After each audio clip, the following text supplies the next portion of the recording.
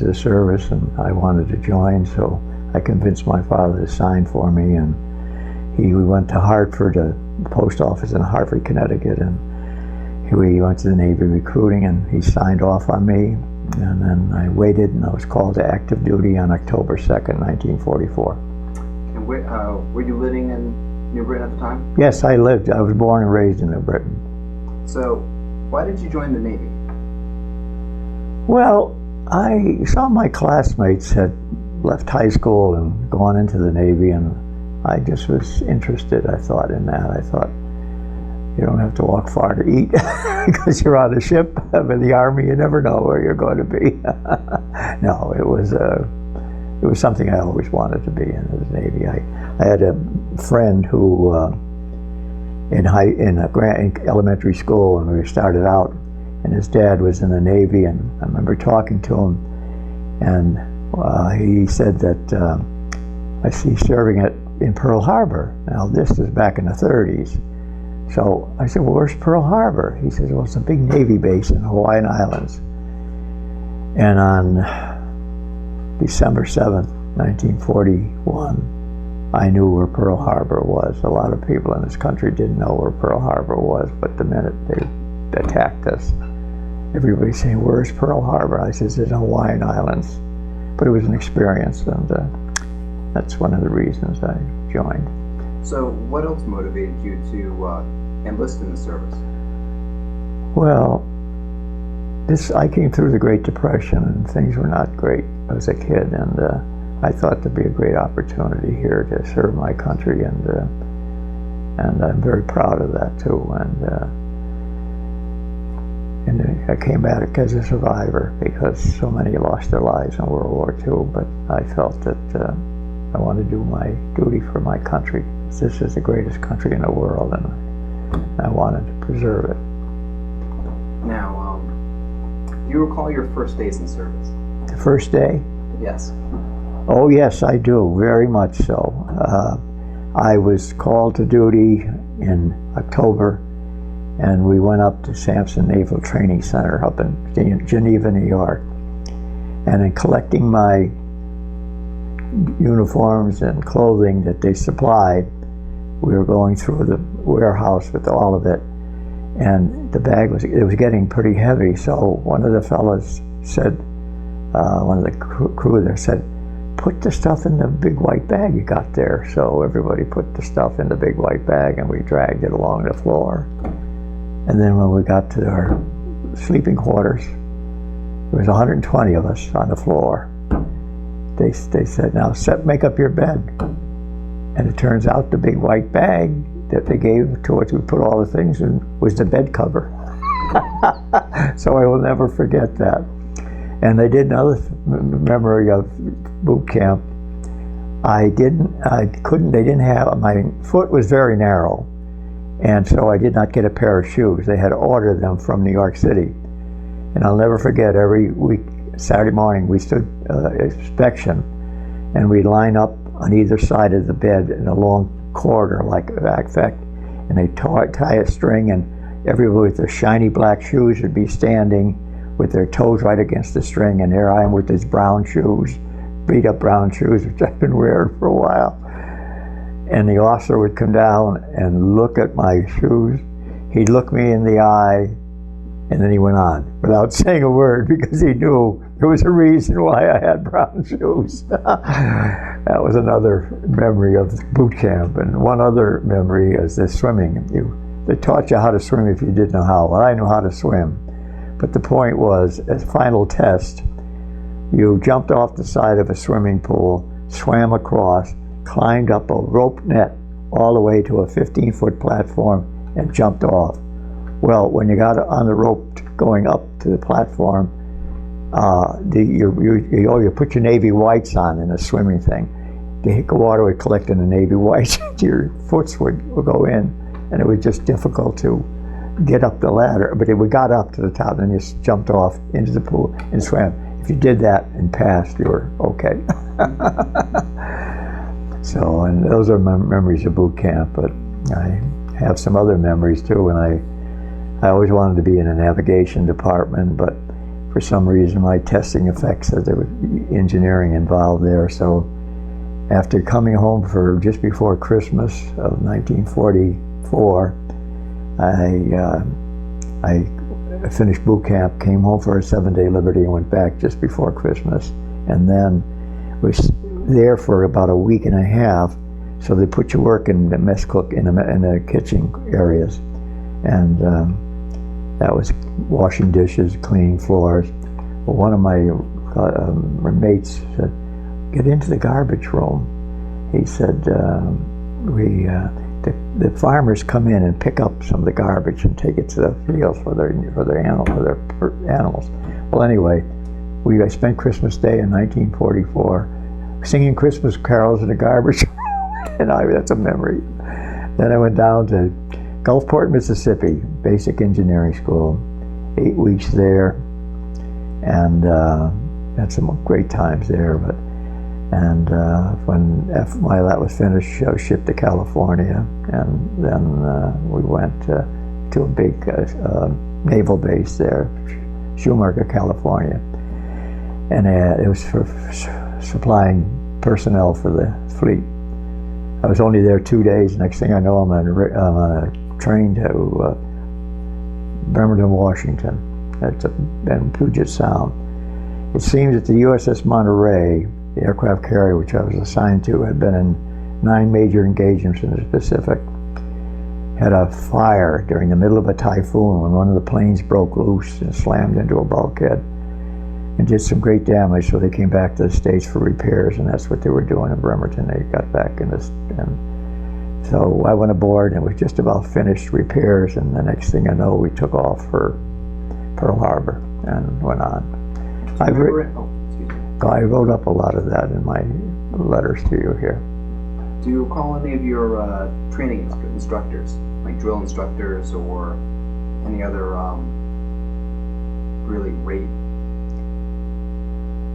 No, I think, they were all good. I think up in Sampson Naval Training Center, we did exercises, and we went out in the lake out there for boat. We were handling boats in the water, but that was in November. The lake was pretty cold and pretty rough, so we didn't get too much training there. But they were all good. They were all good, I have to say, and it was a great experience there in Sampson, and they did a good job. Did you have any difficulty getting through your basic training? Were there any stressful or frustrating moments? No, I would say it went well. It went well, and no, I had good memories of it in that sense of the word. So there's no difficulties. I don't remember any problems right now. Now, once you were assigned to the Monterey, where exactly did you go? Well, with the basic engineering program in Gulfport, Mississippi, I became a fireman first class as a rate.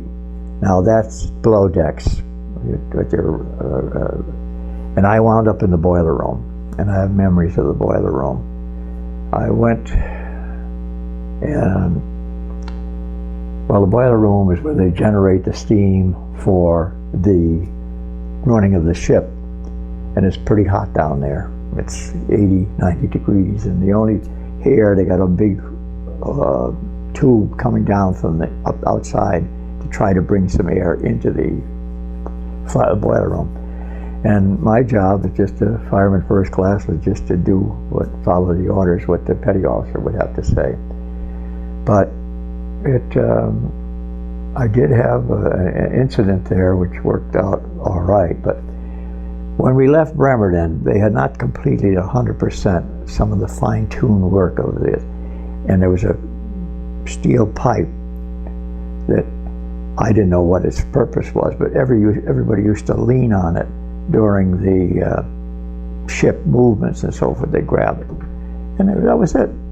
Well, when we were at sea, I grabbed it, and it was hot. I burned my hand on the palm of the hand, and I had to go to see the doctor, and they fixed it up, but one fellow said, stick your hand in a pail of oil, and it helped to relieve some of the pressure, and the doctor fixed it up, and he was all right. But it turned out They had not yet covered that with insulation, which there was to be done at the Navy Yard, and they did it later on the ship, and that was all covered, so they never leaned. But everybody was leaning against it and touching it, and I did the same thing. And I caught it when they cleaned out the tubes. They used to put steam through there and blasted it, and as a result, I burned my hand. But that was interesting. So we went to Pearl, and we spent a couple of weeks at Pearl when we getting a flight crew. We pulled off the coast of flight crew. Do you want me to continue with this? I was going to ask you, what was your initial perception of the Monterey? What did it feel like when you first boarded her? It was a big ship. It was a big ship, and it was interesting. It had an interesting history, but it was an aircraft carrier, and I was kind of pleased with it in the sense of the word that it was a big ship, and it's a new experience. I was only 17 years of age. I turned 18 at boot camp. I was just 18 years of age. So it was... Were there any determining factors that assigned you to a carrier as opposed to a destroyer or a cruiser? You know, I really don't know. I have to think that when the Monterey returned, some people got transferred off the ship, so they had to supplement and reply others. Because I found out later that Gerald Ford was an officer. President Gerald Ford was an officer on the Monterey for the first 9 engagements. I found that out when I went to the Admiral Nimitz. They had the presidents of the United States that served in the service. And I looked, and it said, Gerald Ford, USS Monterey. And I said, I never saw him there. It turned out when he returned after the 9 major engagements, he was transferred to another position ashore. So he wasn't on it when we went back the second time out in the Pacific. But that was very interesting. And so did you see combat aboard the Monterey? Oh, yes, we did. Yes, we did. We went to Pearl, got our flight crew, and then proceeded from Pearl. As I told you, I saw the USS Franklin in the Pearl Harbor. He was right in back of us, tied to the same pier. They had returned. They had been under battle, and they were going on back to the States. But we went out. We headed for Eniwetok, pulled into Eniwetok. It's a big supply island at that time, and then we passed the island of Truk, which was still occupied by the Japanese. And then we spent a couple of weeks with practice fight with the guns and so forth, and we were in a war area. But then we proceeded and joined Admiral Mitcher's 5th Fleet, which is off the coast of Okinawa. And we started some bombing missions on Japan, the lower part of Japan there, and Okinawa. And we did that from May 1st till June 1st. So your carrier carried both fighters and bombers? We had 36 F-6F Hellcats, which were fighters, and 9 TBMs, torpedo bombers. 45 planes is what our customers.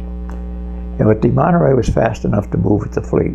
I mean, that they were original cruiser hulls, and that was the part of it. They could travel just as fast as the big carriers, and that's why they were in the principal fleets of the Navy. The Jeep carrier, which are here sometimes, they were supplying planes to the ship, but they could not go fast enough to move with the fleet. So we left Okinawa on the 1st of June and headed down to Leyte Bay in the Philippines. That's all written here in the story here. And then we anchored. And then each day, more and more ships were coming in to the bay. And in a couple of weeks, the bay was full of aircraft carriers, battleships, cruisers, destroyers. And the buzz around the ship was, what's going on? Well, we found out July 1st, 1945, we lifted anchor and left Leyte Bay. And then Admiral Halsey spoke to the 3rd Fleet, which now we were the 3rd Fleet. So our object is to attack the mainland of Japan. And everybody said it will be.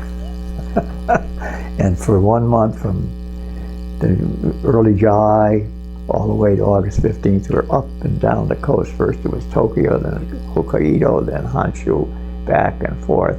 We were about 100 miles off the coast, and then we had to periodically stop and pull out a little further and get supplies. Were you launching sorties the whole time? It's about 4 times a week they were, who's going out. Planes are going out with bombing missions. And then on August 15th, 1945, by the way, it's the 15th, we were on the other side of the international date line. When you're in the United States, it was August 14th, but the point was, the planes took off at dawn, we were at general quarters, and all of a sudden, they broke radio silence, and the word was, recall all strikes, the war is over. Well, we weren't sure about that. So we waited and waited. They took all the Marines. We had 75 Marines aboard the ship, and they were taken off, and they were sent ashore with some Navy personnel to sea, and there was no resistance.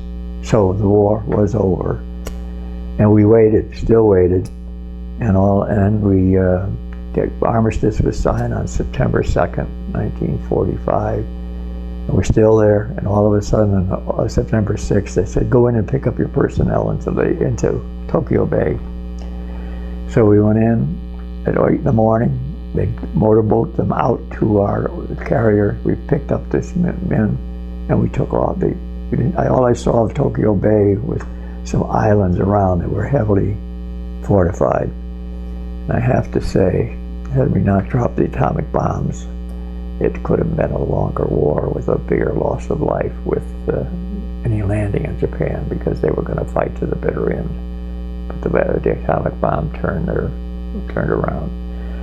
Then we went down to Okinawa, and we picked up some Army personnel in the bay there, and then took off for the States. And I'll never forget, we hadn't seen a woman in about 8 months, and there were 5 nurses up on the bridge waving at everybody. So we had quite a trip home. We didn't stop at Pearl this time, continued right through to the Panama Canal, and then went through the Panama Canal and up the East Coast to New York City, and tied up to Pier 26 in the Hudson River in New York. And there we were, when, as I told you earlier, the USS Enterprise pulled right across the dock from us and pulled in. And we'd seen the Enterprise get hit off Okinawa, and that first fight, Mother's Day, in May of 1945. But she was fixed up and all set. So what feelings did you have? You recall you saw the battle damage Franklin at Pearl on your way out to the Pacific, and you saw the Enterprise get hit. What did that do to your sense of security? Well, it was war. War is tough situations, and you have to live with it. But I don't know. It didn't affect me too much. I mean, we just had a job to do and get it done. But the Enterprise is quite a story. Now the Franklin is quite a story, but and the Enterprise did a great job too during World War II. But we did our jobs. I mean, I left the fire room, and when we went to Lady Bay, when we left Lady Bay, in the Navy, if you're not a commissioned, not a petty officer, or just a seaman, you're subject to mess cooking, put a tour of duty in. And one of the fellows in the boiler room said to me, he said, I think I'll try to get you in the chief's petty officer's quarters. So I got transferred to the chief petty officer's quarters. There were 3 other fellows and myself, and the chiefs had their own individual quarters in their bedroom area, but they had one big room where they sat down at a long table and ate family style, and our job was to service them with the food family style. They had a Marine cook prepare the meals, and we served it to them. Now, when the meals were over and we cleaned up, we could sit down and have the meal ourselves with what the chiefs were eating, because they didn't take from the main cook, they took it from their own quarters. The only thing is that, yeah, well, every fourth day you had to spend all night in the chief's quarters, sleeping on the couch, because you had to keep a pot of coffee ready for them coming off duty. And I can tell you a couple stories if you'd like to hear on memories of the Navy. Well, absolutely. Well, okay. Well, I got to know the chief petty officers. We had 50 of them. There was 3 Marine sergeants, first sergeant, gunnery sergeant, platoon sergeant. They had quarters in the chief's headquarters. And one time, I got to know the chiefs pretty well. And one day, I'll never forget, we're off the coast of Japan, and the task force changes course every 20 minutes. You're going one direction, then you change it this direction, and so forth. The object is that a submarine takes about a half an hour to line up a target, so you're changing course just in case. Well, all of a sudden, this is just after lunch, the executive officer comes running into the chief's quarters, because there was a hatch right in the base of the dining area that was the after steering. Down he goes, and I wondered, I said, what's going on? He said, I could never come in here. Well, I found out later we had lost power steering. And when the fleet turned one direction, we turned the other way. I mean, we didn't go with it. We lost power steering. They went this way, and we kept going the way we were going. I found out later we almost hit a battleship. We almost hit a cruiser and a couple tin cans. Well, I was curious. Dinner was over, so I snuck up to the flight deck and looked out. And there we are, way over in the ocean here, with 2 destroyers on either side, because they protected it. And the rest of the fleet is all the way over here. Thank God we never hit anything, but that was a memorable day when they got. Did they sound the collision alarm? Was there a? Well,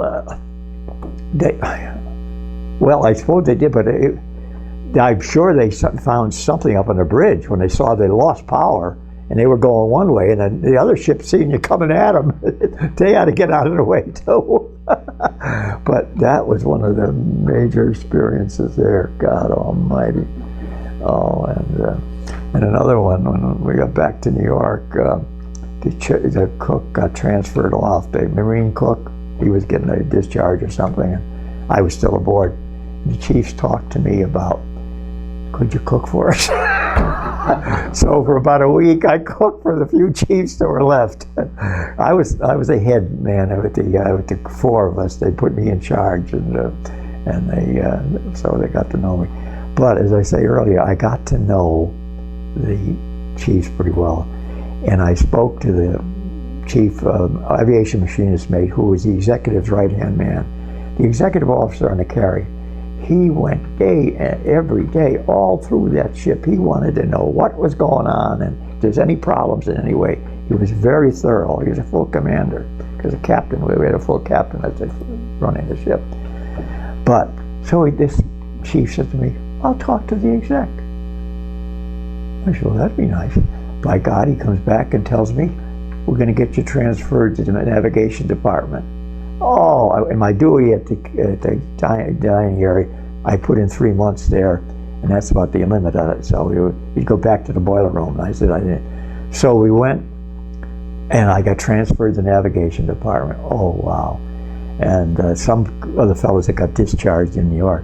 But we took the carrier over to the Brooklyn Navy Yard, and they took all the planes off, and then we built bunks about 4 high on the hangar deck. And I said, what's going on here? We're going to make trips to Italy with 1,000 soldiers over there waiting to get discharged, at least the first trip. So we fixed it up so they could sleep on the hangar deck, and took off in November. And then went over and picked up Naples, 2 days in Naples, the first day anchoring in, and then getting ready to go out. And that Atlantic is a wild ocean, and this November, December, oh my God, the waves were crashing over the flight deck. I felt for those soldiers, though. They got in the hangar deck, and they said to me, I ran to one, sailors, are going to any rough here? We got into Mediterranean. It was just rocking a little bit in the Mediterranean. And I said, wait till you get to the Atlantic. And then I was steering the ship one day, on a certain course, and the waves were crashing over the flight deck, and I couldn't hold the course. But we went to Norfolk, Virginia, and then then he turned around, got the first 1,000 soldiers off, turned around, and went back in December for a second trip. Same thing, and back on Christmas Day, we were in the middle of the Atlantic, and oh God, it was blocking all. And the priest was trying to say Mass, Christmas Mass, on the hangar deck, and I was holding one end of the table, and another fellow was holding the other end of the table to see that it didn't run all over the flight deck. So those are my memories of that. But oh, they're good memories. I was very fortunate and very lucky I survived, and we did our job, and the war got over on August 15th that day. So I was happy at that. Did you have a specific battle station aboard the ship? Well, what it is, the ship requires a certain amount to run the ship. All other people during general quarters mostly are assigned to, in case of fire, you got hoses and so forth. You got to try to keep the fires under control if it only happen. So that's your job. It's your battle station. And most times you're just waiting for trouble. If the trouble comes, then you got to do something about it. So that's it. But the regular crew, if it's that way, they'll be running their own duties as what they do. Because you were 4 on and 8 off usually there. And when I was in the chief's quarters, I was up off the where the gunners on the plane, on the aircraft, yeah.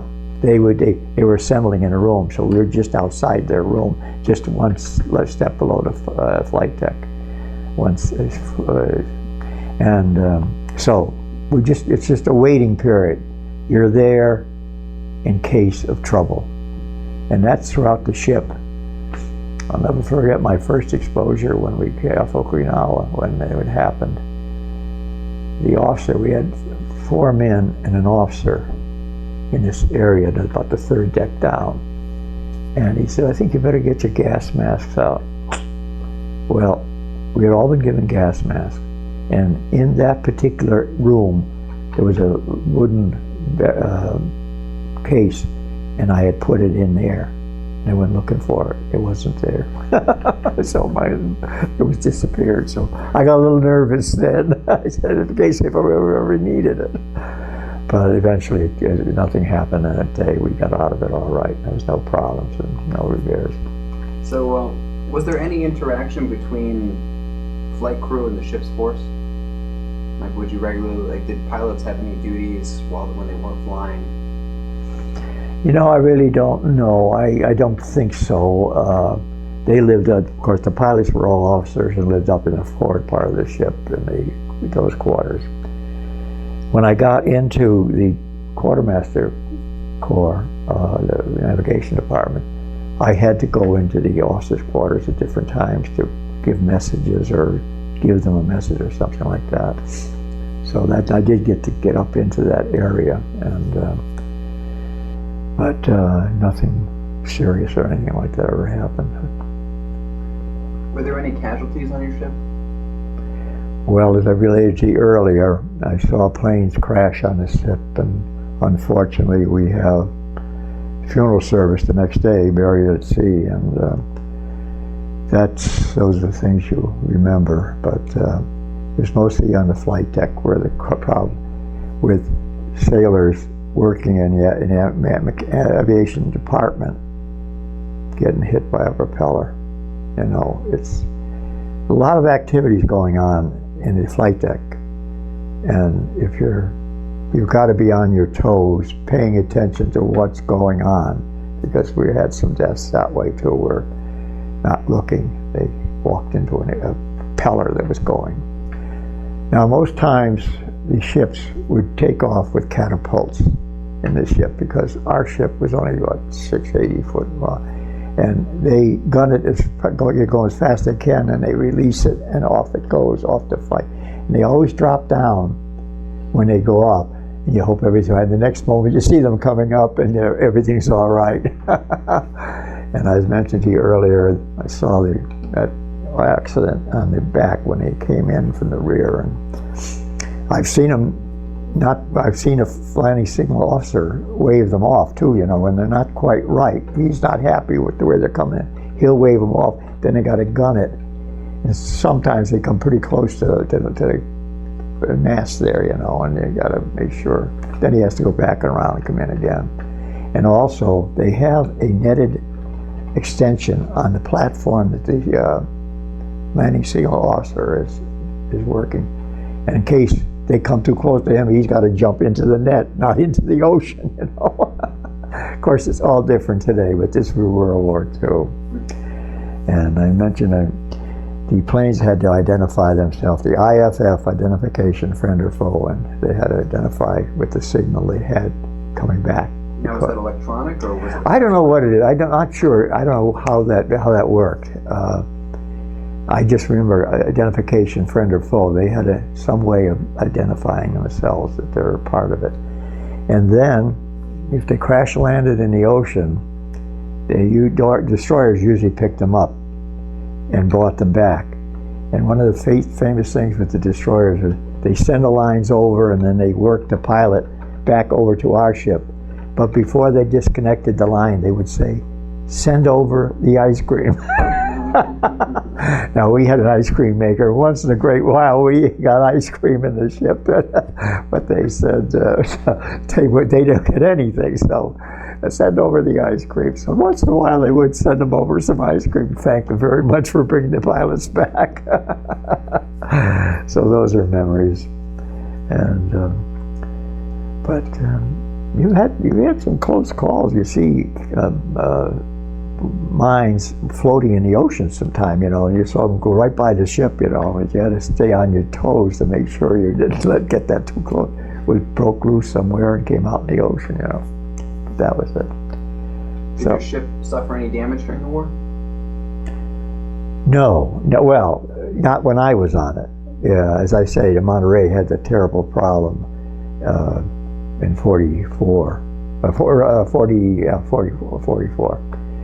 When they had the fire, and they had to go, and that was before I was on it. So, no, it was safe and sound as long as I served on it.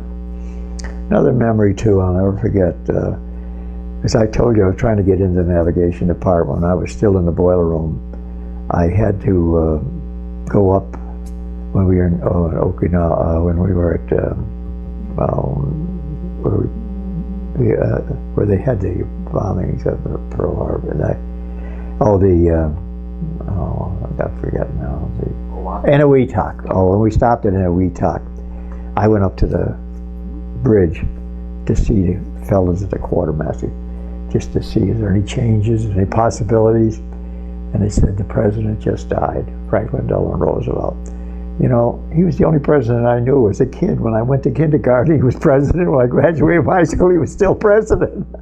So he's the only president. I said, oh my goodness gracious, I didn't know that. And well, I learned it there.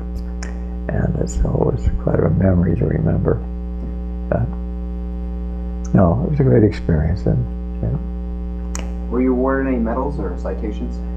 No, other than the ones I mentioned here, the Asiatic Pacific Campaign Medal with 2 stars, that is Okinawa and Halsey's 3rd Fleet Raids against Japan. Since you're in the zone of the Philippines, they had a ribbon, Philippine Liberation ribbon, so since you were in the zone, you got that. The American Campaign Medal, that's one that everybody gets if they served in a war.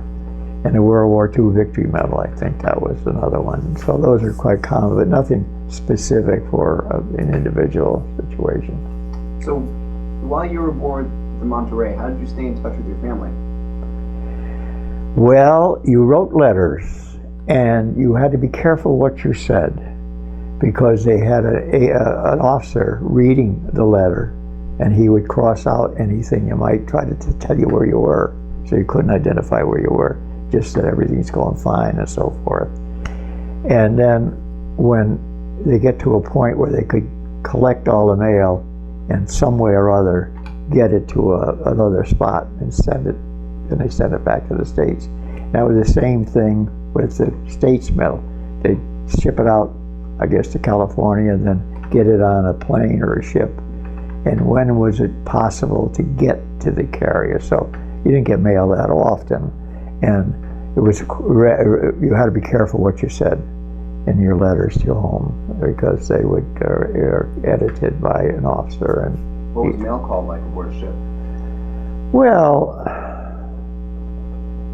when the bags arrived with supplies, they normally came with supply ships. You know, they have the bags. They'd call mail call, and then call your name out, and they'd hand me whatever letters there were.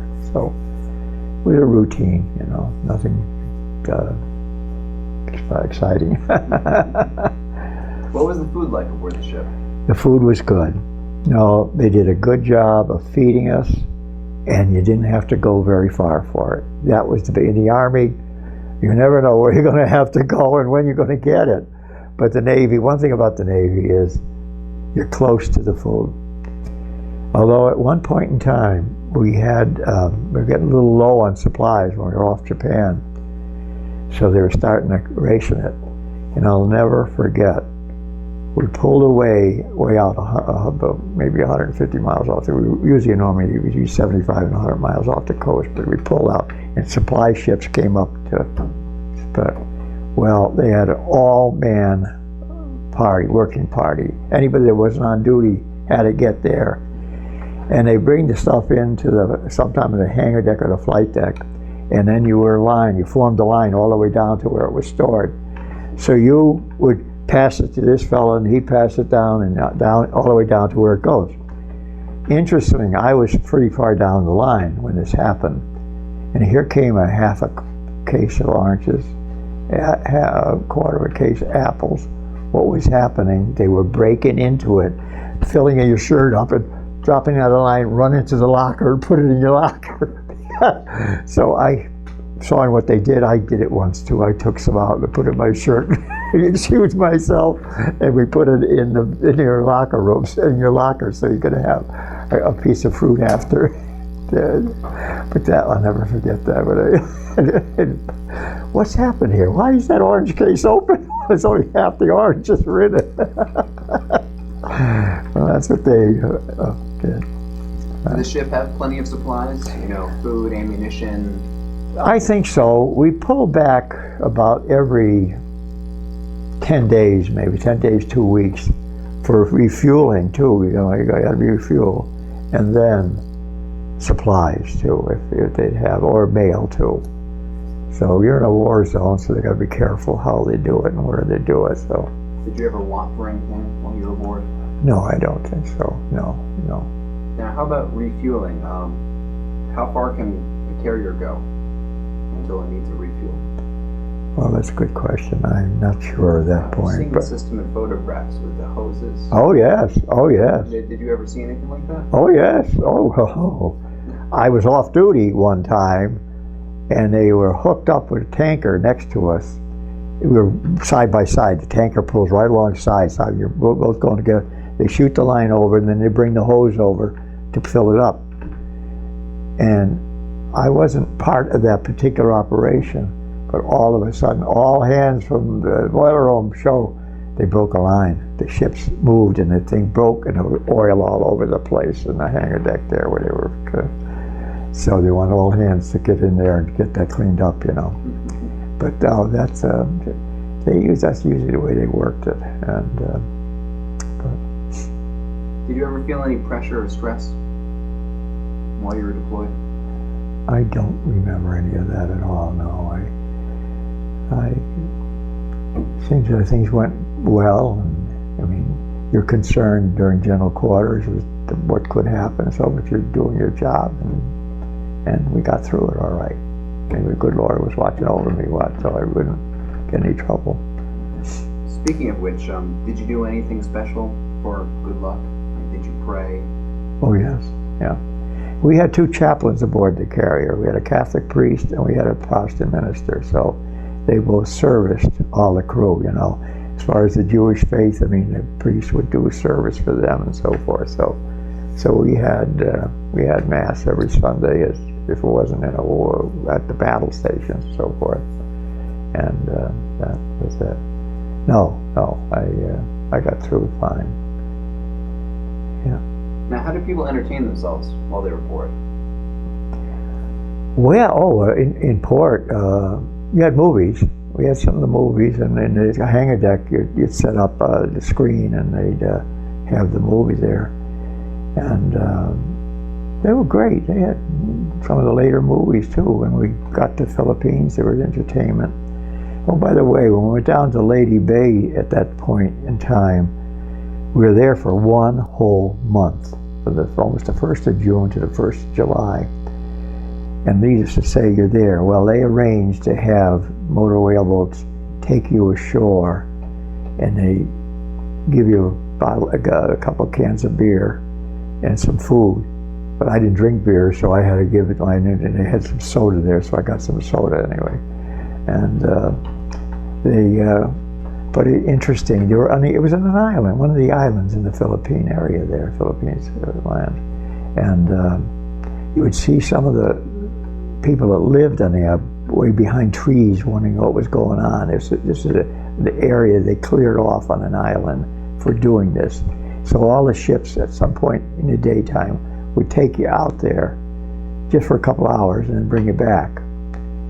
And so we did that 2 or 3 times, I think. And while I was in the bay there, I got stuck with, I had to go over on a working party to a hospital ship, which was also in the bay, and we did some moving of things around, and they took us back in a motor whaleboat. And then another thing I did, when you're there for a whole month, you don't know what's going on, and you see all these ships coming in, that something is happening, but what is it? Nobody knows. And we went swimming alongside the ship. And I'll never forget, I got some kind of ear infection from the water or something like that, and I had to go to the medical department, and they took care of it and fixed it up. But it showed up again when I went to Lido Beach and for discharge. It happened just as I was getting it, so I got connection with the carry to when I was discharged, so because I had more treatment on, but it hasn't bothered me since then. But anyway, that was something interesting in Lady Bay. Did you ever see any entertainers, like a USO show? Or? No, that we didn't see. It was just movies, But I have to take my hat off to a guy like named Bob Hope. I had one occasion to meet him, not during the war, but down here in Wethersfield. I had a dear friend who's long gone now. He's almost a father to me, and he was the oldest active member of Wethersfield. So Sandy Davis, the great Hartford Open, was there, and the guest was Bob Hope, and we were sitting in the men's dining area, and Jerry said to me, "Why don't we go out on the porch and see them tee off in the first hole?" So we went out. And we had one other third fellow with us. We said, "Save our seats here." Came back in about 5 or 10 minutes later. Who's sitting in my chair with Bob Hope? And so I pulled another chair over. We sat for 5. They didn't realize he was there. And for about 5 minutes, we had a talk with Bob Hope. This is back in the 70s, I think it was. And then he said, "Mr. Hope, you're one on the first tee." And off he went. And everybody realized, oh, Bob Hope was sitting in the room there. So that was, but he did a magnificent job in World War II. I heard a story, I don't know whether it's true or not, that Franklin Delano Roosevelt's brother says he wanted to join the service. And he says, "No, you're an entertainer, you're going to entertain."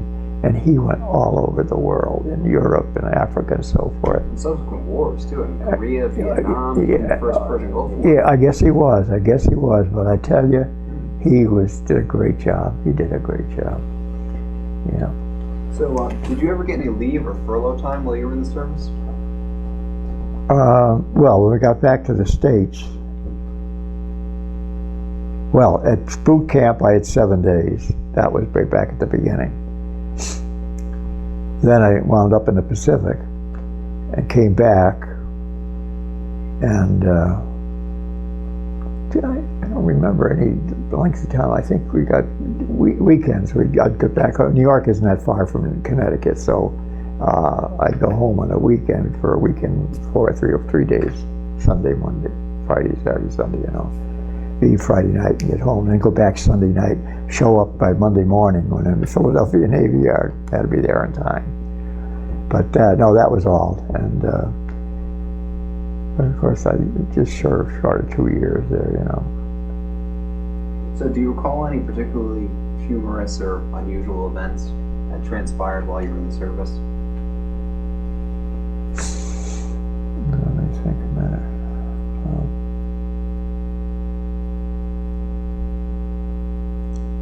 I know you mentioned some with the apples and the oranges. Oh yes, that was when that thing.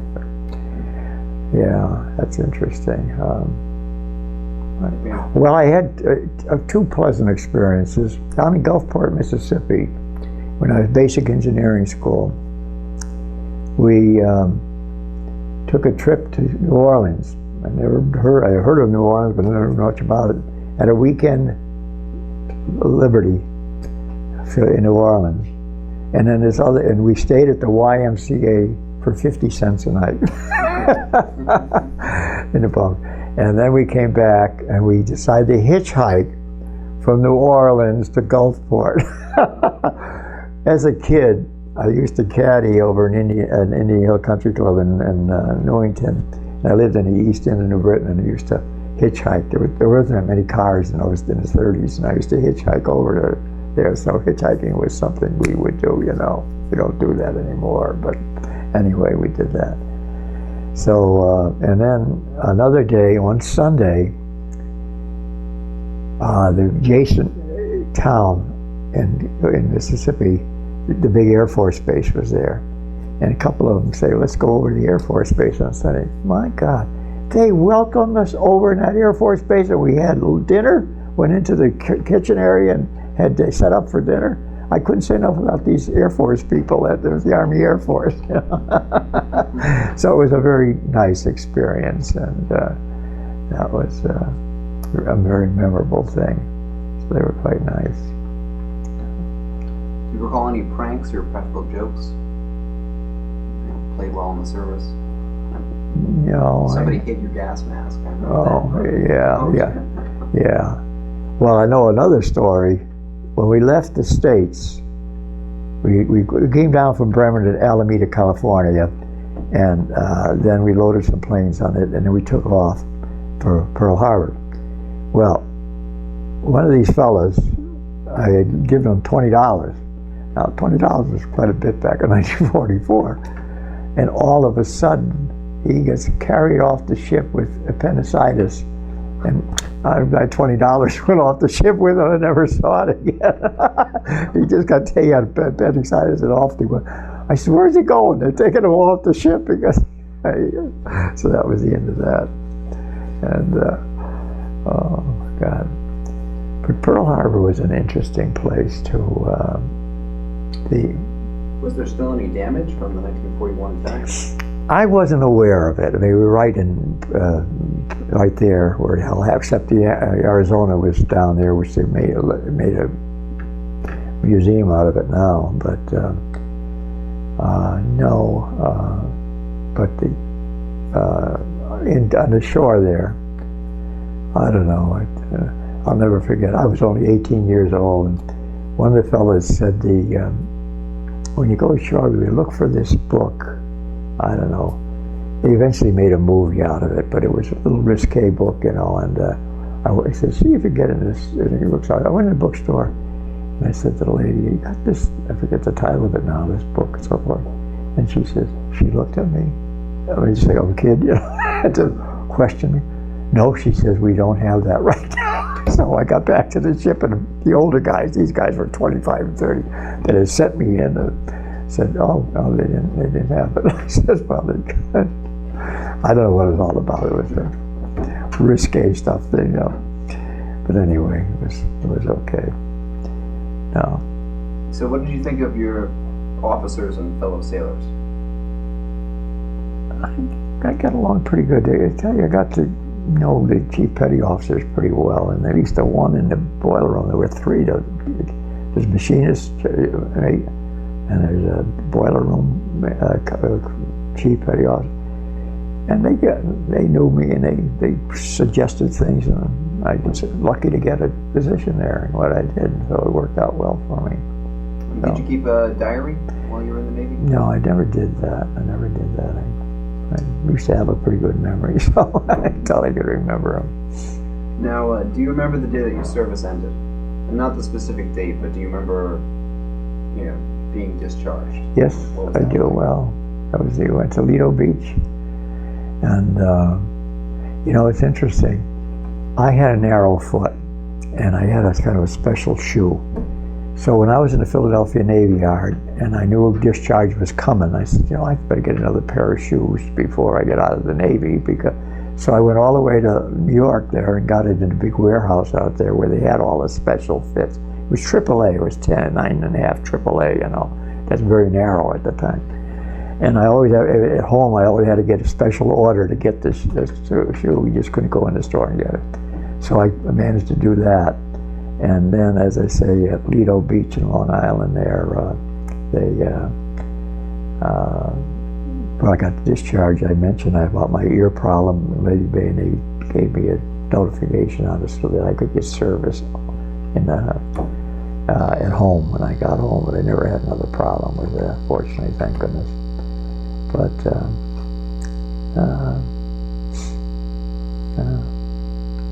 so what did you do in the days and weeks after your discharge? Well, I came home to New Britain, and that was the 1st of July, the end of June that I got out. So I started to think about what the future was to be, and they had a thing in New Britain, 5220. I don't know, giving veterans $20 52 weeks of the year. So I had a little income coming. Of course, I was living with my parents anyway. But I heard about this thing at Hartford Public High School, as I told you, from some of my friends. And really the summertime, July, August, September, I didn't do much at all. That was 3 months. But July and August, which was September, because September I went to high school. I started going up to Hartford High for that year of 46, 47. And that was keeping me busy. And so when I was getting a 5220, so I was getting $20 for so, and when I got in, then as the following summer, before I went to Manhattan, my uncle got me a job with a surveyor in Hartford, and I was just the guy I did land surveying. He was a civil engineer, and that's where I guess I got the feeling about civil engineering. So the summer of 40, from June to September, I was working, the first part of September, because I had to go to college. June, July, and August, I worked for a surveyor in Hartford. And it was a big help too, because when I got into the engineering program at Manhattan, the knowledge I had, engineering, surveying was one part of the engineering program, so I was doing it and learning about it. So I had a little advantage there.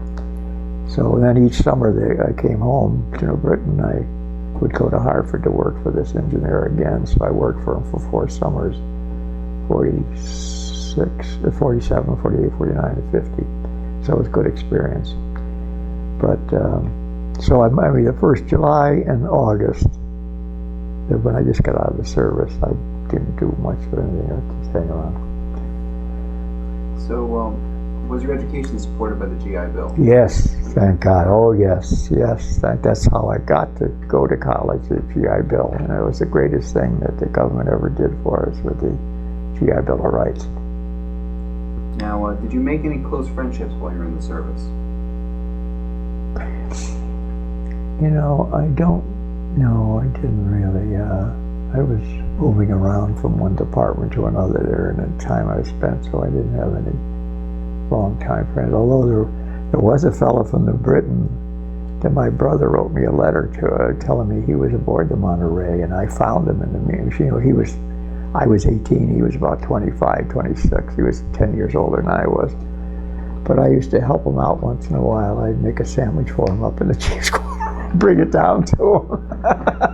He was very appreciative.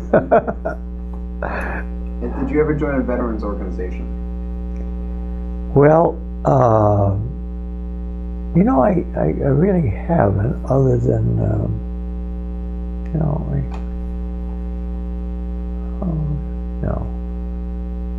I joined a VA over in Newington. I signed up with the veterans over there, at the hospital there, just to get the prescription drugs and stuff like that. And in West Hartford here, they have a memorial for the veterans on the corner of the beginning of North Main Street and Farmington Avenue. There's a little park-like up there, and they got a brick in it. I took one of the bricks from the sidewalks with R.J. Kiely, U.S. Navy, World War II, So those things I've kept in touch with, and I get mail in the mail from the Navy Memorial. I get in from the World War II veterans museums and so forth. So they got me on their mailing list. So. Now, did your military experience influence the way that you think about war or about the military in general? Yeah, well, I tell you, I respect the military. I do get concerned with our current scene here, and the wars we've got involved in, and the results of some of those. World War II was, you got in, you fought, and you got it over. These things today are going on and on and on because of the problems in the world. And it's very disturbing because these young guys are getting involved in the military, and we're losing a lot of lives at times here. It's not good. And you wonder, well, is that what's going to happen? Can't we get a resolution on some of these things and get these problems solved? It's very disturbing sometimes when you listen to it. And there's troubles all over the world now with all these communities having uprisings in the streets and so forth. It's extremely disturbing. We were, back in the Depression, we were one country here, and all of a sudden another country attacked us, and we went after them, and we defeated them. But today, it seems to be endless what's going on. It's very, very disturbing. So I really don't know. Now, how did your service and experiences affect your life? Oh, wonderful, in a sense. I mean, getting the GI Bill of Rights was the best thing in the world, and I've had a very successful career. I wound up, as I say, first going to Hartford Public to make up for the courses I didn't take in New Britain that I needed to get into college. That was a godsend, and I did well on it. I went down to New York because I had heard about Manhattan College from a fellow that worked with my father when I was a little kid. He got talking about, he graduated from Manhattan, and I didn't know much about him until what he talked about. And it just sounded to be the nicely, the Christian Brothers are great teachers and so forth. Well, I went down there, and I can honestly say it was the greatest experience in my life. I graduated top of my class, and I did well. And I went to work in New York City for the first year. And the young lady there in the kitchen I met her during my senior year in Manhattan, and I went to work for a big engineering firm, Knapp and Tibbetts Abbott. God, they work all over the world. They had Port and Harbor facility in Haifa, Israel. They had done work at an island called Aruba. They had designed all the dock facility and the plant to correct the raw oil into finished oil. And the Standard Oil Company had them do the design. And they would get the oil from Maracaibo, Venezuela, bring it across to this Aruba, refine it, send it up to Gulfport, up to Alabama, Mobile, Alabama. And I got to great education there, but I was a New Britain kid, and New York was great, had a great opportunity there. And I thought I wanted to just come back. So Betty and I got married, just after graduation. I was 25 then, of course, I went to college. I wasn't 18 when I went to college. I was 21 when I went to college. So I got married, and then we came back here, and I went to work for a big construction company here in Hartford at that time, and they were doing a lot of major work around, and I'd done a lot of big work. At the University of Hartford, I built the second building on the campus, Hart School of Music, Travelers Insurance. I did a lot of things for that. And eventually, I became the president of the company, and I ran the company. Well, I got to change jobs. I was with one company, I couldn't work out the final thing. I went to another company, and he made me president, so I ran his company for him. It was an ownership situation. So I've been successful in that range, and put 7 kids through college. I had 6 girls and 1 boy. My kids, Mary, she's the oldest. She went to Boston College. Tuition was $2,000 in 1970. It was the first girl class. There was a men's college before that. And she and 1,200 for room and board, so it was 3,200. One of my twins graduated in 1990. 20 years later, tuition was $16,000. Room and board was $7,000, $23,000. Today, it's $55,000 or $60,000. Unbelievable. So anyway, I had that exposure, but I was able to, with the work we had and what I'd done, and was able to put them all through college. 3 went to Boston College. That's the Jesuit school. I went to the Christian Brothers School in New York. I wanted somebody to go down to Manhattan. No, because Fordham was our big rival. We were a big rival. But anyway, no, the good Lord's been good to me, and it's taking care of things. So we're still hanging in. I'm 85 now. So is there anything you'd like to add that we haven't covered in this interview? Any stories that come to mind or any events?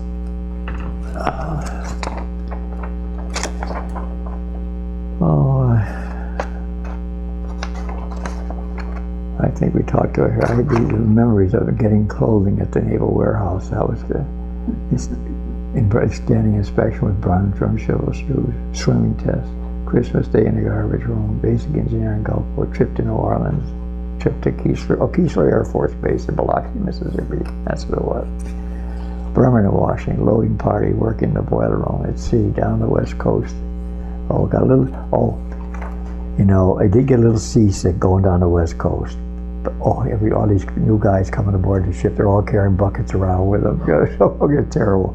But after that, God almighty, the ship could turn upside down. I had no problems. And,